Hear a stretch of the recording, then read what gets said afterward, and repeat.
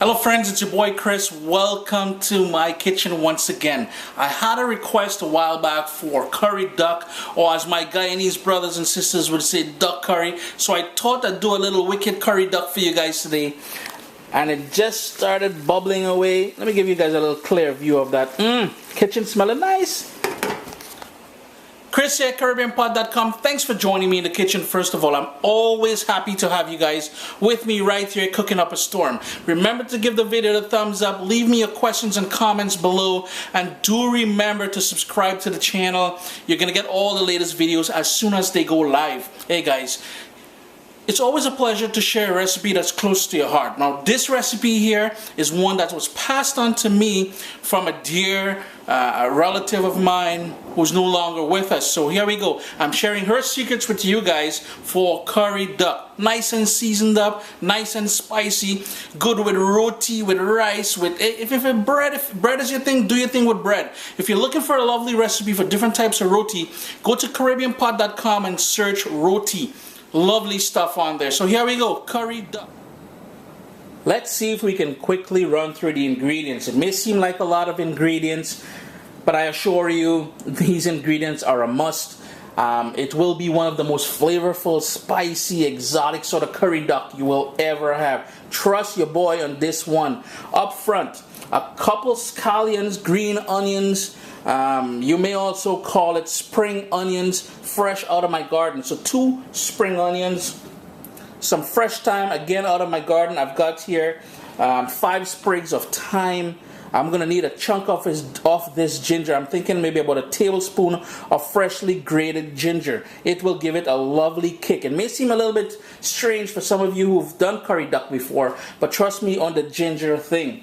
Back here I've got a teaspoon of anchar masala. If you can't get anchar masala, use ground cumin, or as we call it down in the Caribbean, jeera. You want that nice and toasted. It's going to have a lovely smoky aroma. It's going to give it a nice level of smoky depth to this curry duck. Over here, I had to source this one. I don't have it in my garden, but this is called shadow benny. Some of you may call it bandania in the Asian, West Indian, and as well as the Hispanic grocery stores. You may find it, and it may be called culantro. If you can't source this shadow benny, use cilantro, but you want to use quite a bit, maybe about 4 tablespoons of it all chopped up. A nice big onion. I have here 5 cloves of garlic. I know you're thinking, wow, that's a lot of garlic, but trust me on this, that garlic is going to add some wicked flavor to that curry duck. 2 Scotch bonnet pepper. Now, you can't do curry duck and be afraid of pepper. You gotta love that little sting, that little vibe, that little something you get from that Caribbean sunshine. I'm gonna use both peppers. You can cut back, of course, maybe use half of this, even half of a pepper. You just want a little bit of sting to it. I've got a lovely ripe tomato, not out of my garden, but nice and lovely. A teaspoon of salt. And here I have something that was just brought up for me, and it's a special blend of Madras curry being made down in the Caribbean. And it's specifically designed for making curry duck and curry goat. Yes, you're hearing me correct, because it has a little bit of kick to it. So if you want to hold back, if you do have this curry duck blend, Madras curry from the Caribbean, and you want to hold back on the peppers, you can certainly do so, because this will have a nice kick. 2 tablespoons of that curry powder is there. If all fails and you can't source that special curry duck curry, use your favorite brand of Madras curry powder. We're going to need about 3 tablespoons of vegetable oil and some freshly ground black pepper. Additionally, we'll need about 3 cups of water for braising this, for breaking it down, for getting it nice and tender. So here we go. This here is the star of the show. This is the duck meat, and what it is, it's about, again, I'm guessing cleaned, it's about 4 pounds of duck that's been cut up very small. Now here's the thing, I got the butcher to cut this up for me, so he used one of those band saws. If your butcher is going to cut this up for you and use a band saw, you really want to wash it quite well, because the bones will let off a sort of a grit, and it will be sort of gritty and grainy, so you really want to wash it good. The other thing is, when you're washing this, and you must wash it first of all, use the juice of 1 lime. What I did, I squeezed the lime in there, I mixed it all up with some water, rinsed it, drained it, rinsed it again, drained it, so it's nice and dry here. What I also did was, and you can see it's small pieces so it will cook. Duck is a sort of a tough meat to cook, so you want nice small pieces. The other thing is there's a lot of skin and fat, which I've gone ahead and I've removed most of it. The only pieces you will see with skin is pieces of the wing. And this sort of char mark that you're seeing here is an important step. When you go to your Caribbean poultry store or butcher or wherever you get your, first of all, this is a Muscovy duck, which is a Caribbean style duck that I have here. Once you go there, what you want to look for is a duck that's been fire roasted. So after they pluck it, after they get all the feathers out, what they do is they take the entire whole duck and they pass it over an open flame. It does a couple things. Any fine feathers that wasn't plucked during the plucking process will be burnt off. The second thing is that sort of burning sort of thing that you do, that fire burning, as you can see here on the edges of this, the sort of char marks that you're seeing.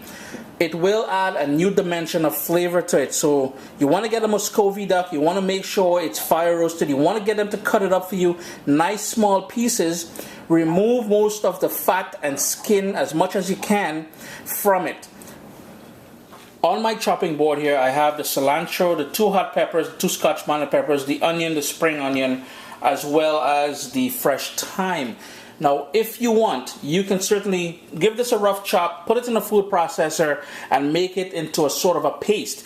Now, that breaks down to a very fine paste. What I like, and personally this is me, I love a little bit of crunch with my herbs and peppers and onions when I add it to the duck for marinating. I like it like that because once you start eating it, when it's done cooked, you may get little hints of all these wonderful flavors that we're putting together. So rather than blend it into a paste, I'm going to give everything a rough chop. So first off, the fresh thyme, I'm just going to give that a nice rough chop. Put that aside. Now remember I said I'm using 2 peppers here, so this is going to be killer hot. Now here's the thing, and we've talked about this before, if you're worried about the raw heat of these Scotch bonnet peppers, this sort of area here with the seeds and white membrane, cut that out, toss it out, and that's where most of the heat is. I want that heat, I want that kick. Whoever's coming over to share this curry duck with me, they better be prepared. So I got that all chopped up. And remember to wear gloves if it's your first time handling these peppers. They are very, very lethal. Now I've got, and remember to wash your hands as well, the spring onions, green onions, scallions, whatever you call it, it's getting a nice rough chop as well.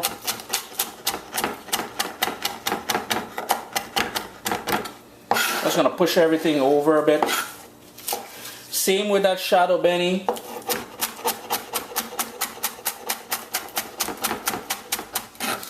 One more thing here, guys. You can just about add any sort of herbs that you like when seasoning or marinating this duck for currying. Another wicked thing to add here would be Spanish thyme. You know that big leaf of thyme that we have down in the Caribbean? You add 1 leaf of that in here and it will go wow. I'm telling you, it will add a nice flavor to everything.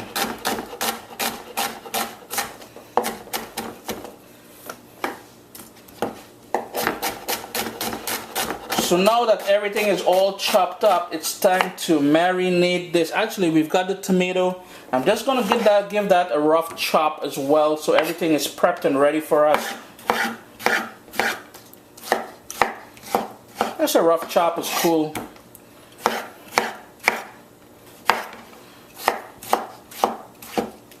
So there we go. Everything is nice and prepped now. It's only a matter of marinating that duck. Next up, we've got to season this duck for marinating because you want it to marinate for at least 2 hours. So I'm just going to get rid of the limes that I used. In goes the salt first of all. And again, remember later on you guys can add more salt if you want to.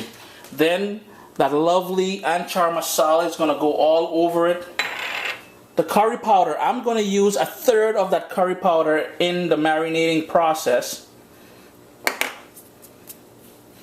The fresh ground black pepper, we're going to give him a nice dose of that, so maybe about half a teaspoon or so of that lovely fresh ground black pepper. It's already smelling absolutely lovely in here. One thing I got to mentioned to you guys, I took out half of that onion and I'm going to reserve it. Then we've got that ginger. I'm not worried about peeling or anything. I'm just going to grate some nice fresh ginger, and this is where a ton of nice flavor is going to come from. There we go, that lovely ginger is in there. And everything else that we chopped up, the tomato, the onion, the shadow benny, the thyme, the scotch bonnet pepper, everything else is going in here now. Doesn't that look just stunning? Look at the colors. Boy, I'm telling you, it is smelling wicked in here. All we've got to do now is stir this. You really want to stir this. Make sure everything gets everywhere. Every piece of meat should be, hey, no discrimination here. Treat them equally. Make sure they all get coated with this lovely marinade that we've put together. So what I'm going to do, I'm going to continue mixing this until it's thoroughly mixed. And then I'm going to seal it up with some plastic wrap, stick it in the fridge for a couple hours at least. So I'm going to go ahead and continue doing that. You can certainly chop your garlic as fine as you can, but what I much prefer doing is employing the use of my mortar and pestle here. I'm going to crush it, give it a rough crush. But first what I want to do is pretty much cut it up a little bit so it'll be easier work for my mortar and pestle here.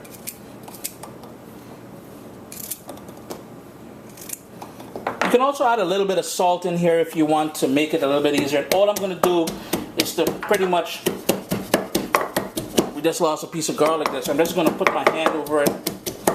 Give this a nice rough pounding. Notice how it's going. I've got my pot now, a fairly big pot, medium heat. It's heating through, and I want to show you guys what we're going to have prepped and ready to go. So we've got that 2/3 left of that curry powder, that bit of sliced onion that we saved back. I've got the crushed up garlic in here. We've got the oil and about half a cup of water. So in first, I'll put in that vegetable oil, and you want to put about 3 tablespoons. It may seem like a lot, but we really gotta use that oil to fry down and create a nice base of that curry. And immediately I'm gonna hit it with the onion. Give that a quick stir. Just trying to soften this up and release all those lovely flavors. And in goes that freshly crushed garlic. Just gonna move that around in the pan a bit. I'm gonna turn on my heat to low now because I want that to slowly cook for about 2 minutes without burning. I want to release those flavors from that garlic especially. There's a lovely aroma coming out of the pot here, especially that garlic is nice and soft. It's released all those flavors. So what we're going to do now, we're going to toss in that curry powder. Now this may seem a little bit unconventional to some of you who are accustomed to cooking curry, but this is just my way of doing it. I like doing it this way because first of all, what it does, it allows me to sort of toast that curry powder in the oil here. So I'm just gonna, I still have it on a low heat. I just want that to toast and form a sort of a coat on the bottom of this pan here, and then we're gonna create a slurry by adding that half cup of water in there. Because what we're doing, we're toasting the curry now, and when we add that water to the pot here, we're cooking the curry so you don't get that sort of raw curry aftertaste when this dish is all done. After a couple minutes, you'll notice the curry is going to start coating the bottom of the pan. You'll notice my spoon here is getting nice and coated with it, and it's going to go a bit grainy. That means it's nice and toasted. I'm just going to turn my heat up to medium now, and now here is where we're going to build that sort of slurry to cook the curry all the way through. So I have this on medium. I'm just going to scrape the bottom of my pan here. Let that come up to a boil and let it simmer for about 4 or 5 minutes. After about 4 minutes, I'll just tip the pan to show you, you'll start noticing all that liquid is gone out because remember we have this on medium heat. I'm just going to give that a quick stir. I want that liquid to fully burn out before we start adding the seasoned duck that we seasoned and marinated for the last couple hours. Now if you want to marinate this duck overnight, you can certainly do that. It will enhance the flavor a lot more. So now that I have this lovely curry base here, ooh, kitchen smells nice. Just to tease my neighbors, what I'm going to do is I'm going to turn the fan on over my stove and let that lovely curry aroma pipe outside. Hey, I kind of wicked like that sometimes, you know. So we've got that lovely base now. I'm just going to turn my heat up now to high because we're adding all that seasoned duck meat to here. Quick tip, guys, before you bring this out to cook, the seasoned duck, before we start cooking it, what you want to do is take it out of the fridge about 15 minutes before time to cook to bring it up to room temperature. What you're going to start seeing on the bottom of the pan now is the oil. There's traces of oil on the bottom of the pan and a nice grainy, sort of clumpy curry baste. All we've got to do now is to start adding the seasoned pieces of duck to the pan. Pick up all the tomato, the onion, the hot pepper, everything. All that marinade is going in here. Give it a quick stir and keep adding. Remember, the heat is on high at this point as well. You're trying to pick up all those lovely flavors from the bottom of the pan. And all I'm doing is keep adding the lovely seasoned duck meat.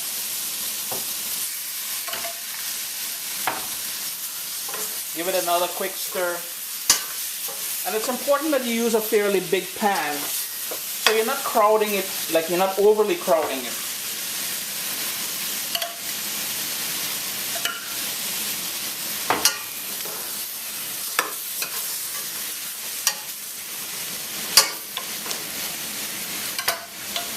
Just keep stirring as you add the pieces of seasoned duck meat to it.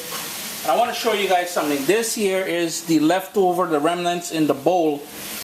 Don't toss that out because what we're going to do is we're going to add about 3 cups of water to that in a second to create a lovely braising liquid. I'm just going to give this a quick stir. I'm going to turn my heat down now to medium. And I'm going to place the lid on there. We want to cook that until it starts releasing some natural juices. You're going to see a lot of liquid form in there. But let's bring that up to a boil with the lid on there. As it comes up to a sort of a boil, I just want to quickly show you guys what I did. In the same bowl that I marinated the duck meat in, I put in 3 cups of warm water in there because we're going to be adding that to the pot momentarily. However, we want warm water because we don't want to add cold water to the pot and shock everything. In less than 2 minutes, it came up to a boil. I'm not sure if you guys can see it, but it's starting to form all that lovely juices. So back on goes that lid. Well, the lid was on there originally. And now what I'm going to do is reduce my heat to a medium-low and let that cook down for about 15 to 20 minutes. It's been bubbling away now. Notice all that natural juice that has sprung up. Look at that. Ton of natural juice. I've been stirring it every 4 or 5 minutes or so. Now what we want to do and to really heighten the flavor of this, we're going to crank up the heat all the way up to high and burn off every single drip of that liquid in there. All I want to see on the bottom of that pan is oil, a little bit of oil that we started off with. So my heat is on high, remove the lid, burn off all that liquid. All of the liquid has been burnt off now and it looks good enough to eat. Your kitchen will have that lovely aroma of a good curry duck. Though it looks good enough to eat, it is not fully cooked yet. We've got to braise this down. We want this nice and tender, falling off the bones. Well, this is the way I like it anyways. So what we're going to do now, we're going to add back that 3 cups of water that I told you guys to put into the marinade bowl. And if you're worried about cross-contamination and stuff like that, have no fear. We're going to cook this from anywhere from 1.5 to 2 hours. I'm just going to give that a quick stir to pick up all that lovely fond at the bottom of the pan here. Put the lid back on there. My heat is still on high. I want to bring that up to a boil. So it's come up to a boil now. So what we're going to do is we're going to turn the heat down to low, let that go on a gentle simmer. Sort of gentle, between a gentle simmer and a rolling boil, because we got a ton of liquid in here. You're probably wondering, probably saying, hey, Chris gone mad. Why the man going and put liquid, burn off liquid, put liquid, burn off liquid? You know what? Here's what we did there. The reason why we burned off all that liquid there is to infuse the meat into the bones, all the way to the bones, with all that lovely goodness of the curry, the herbs, the seasonings, all the different spices, everything is really been infused into that meat now. That's why we cooked it all the way down and sort of dry cooked it for a few minutes. We added that extra water now to braise it. So between 1.5 to 2 hours, we're gonna braise this. I have it on low, my lid is on there. I'm going to stir it every 10-15 minutes, and at the 1.5 hours, so 1.5 hours, we're going to check it to see how tender it is. It's now been 1.5 hours, so 1.5 hours since it's been simmering away there. I just turned up my heat a little bit because there's still a fair amount of liquid here. I'm just going to taste for salt. Perfect. Here's where you're going to taste for salt. Add some more if necessary. And as far as the gravy or liquid goes, you can see it's still a little bit runny, but I know that the meat is nice and tender because when I press it down with a spoon here, it's falling apart. I'm just going to turn up my heat, let that cook down for about 5 minutes until it's a little bit thicker. I'm going to be having this with rice, so I do need a bit of gravy in there. If you really want to intensify the flavor of this curry duck, all you need to do is turn up your heat and burn off as much of this liquid as possible. The more liquid you burn off, the more intense that curry flavor is going to be in here. Chris here, CaribbeanPot.com, guys. It's always a pleasure to have you here in the kitchen with me. I'm going to be having this with some rice, as I said. You can have this with roti, with dumplings, with bread, anything you want to have it with. You do your thing. Chris here, CaribbeanPot.com. Thanks for joining me in the kitchen, and do give this recipe a try. You'll absolutely adore it. Just got to thicken up a little bit and I'll be in heaven. Have a great day, guys.